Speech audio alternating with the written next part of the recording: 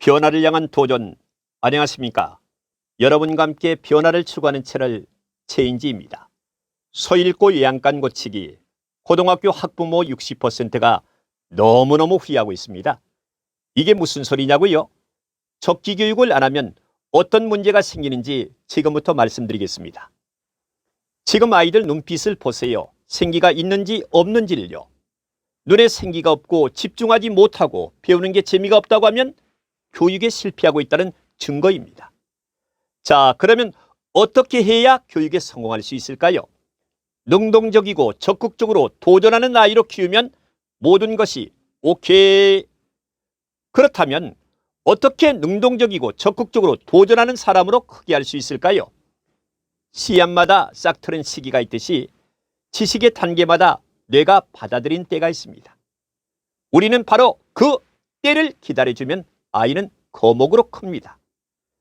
그런데 우리는 빨리빨리 옆집 아이 쫓아가야 하기에 기다려주는 게 너무 힘듭니다. 머리가 열리는 때를 맞추어 그 시기에 습득할 수 있는 딱 알맞은 공부를 시키면 스펀지가 물을 쭉쭉 빨아들이듯 지식을 재미있게 받아들일 수 있습니다. 그러면 자기 효능감, 성취감 등이 새싹이 무럭무럭 자라듯 쑥쑥 자라나 평생 쓸 자존감이 튼튼해지는데요. 바로 이 자존감은 어떤 일이 닥쳐도 다시 일어설 수 있는 회복 탄력성을 튼튼하게 하여 학습뿐만 아니라 행복하고 성공적인 인생을 살아가게 만들어준다고 합니다. 어려서 딱 알맞은 시기에 딱 알맞은 적기 교육은 삶의 근간이 되는 자존감 형성에도 많은 영향을 끼치기 때문에 아주 중요합니다. 우리가 자식 교육에 실패하는 이유는 여러 가지가 있겠지만 특히 사람마다 각각의 지식을 받아들이는 때와 재능이 다르다는 것을 무시하기 때문입니다. 씨앗마다 싹을 틔우는 시기가 다르듯 백인백색 사람마다 머리가 열리는 시기가 다른데 그것을 무시하고 굳게 닫힌 머리에 마구마구 지식을 구겨넣기 때문에 교육에 실패할 수밖에 없습니다. 그러면 학원서 광고하는 아이는 어떤 아이인가요? 일찍 뇌가 열린 1%에 해당하는 아이입니다. 그 1% 아이를 따라하는 옆집 아이와 내 아이는 같이 망하는 거죠. 왜 망하게 될 수밖에 없을까요? 머리가 열리기도 전에 이미 지쳐 있어서 때가 되어도 받아들일 에너지가 없습니다. 만약 내 아이의 머리가 열리는 적기에 공부를 시키면 거목이 될 텐데 제대로 싹도 틔워보지 못하고 시들시들하다가 수포자, 영포자, 과포자, 심지어 국포자까지 될 수밖에 없습니다. 더 기가 막힌 것은 자존감이 바닥을 치고 무기력해져서 게임 중독, 스포츠 중독, 외모 중독 등에 걸린 아이들이 수두룩하다는 것입니다. 언제요? 고등학교 때요. 옛날 어른들이 다 때가 있다고 말씀하셨는데 맞습니다. 다 때가 있습니다. 우리 아이 머리가 열리는 딱 알맞은 시기에 딱 알맞은 공부를 시킨다면 스펀지가 물을 쭉쭉 빨아들이듯 지식을 흡수해서 배우는 게 재밌고 살맛이 납니다. 그래서 적기 교육은 선택이 아니라 필수이고 아이를 살리는 교육입니다. 차라리 그 열정을 지금 우리 아이가 받아들일 수 있는 공부부터 시키십시오. 또 머리를 일찍 열리게 하고 싶다면 뇌를 말랑말랑하게 만드는 독서와 말하기 교육에 치중을 해보십시오. 자, 그렇다면 적기 교육을 무시하고 열리지도 않은 머리에 마구마구 지식을 구겨넣으면 대체 무슨 문제가 생길까요?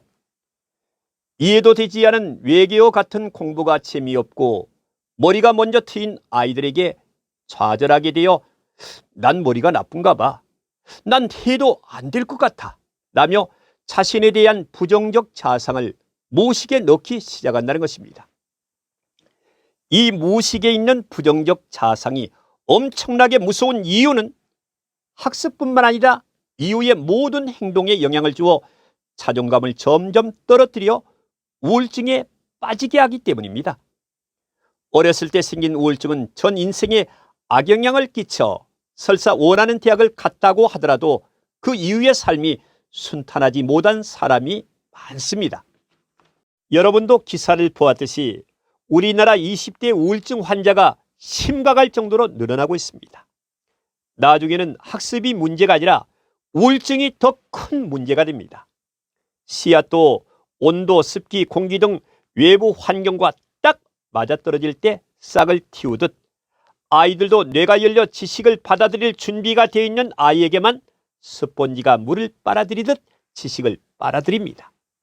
이런 경험은 학습만 잘하게 하는 것이 아니라 성취감, 자존감도 쑥쑥 자라게 하여 성장형 사고를 맛보게 하고 동기부여도 팍팍 뛰어 선솔한 인생을 만듭니다.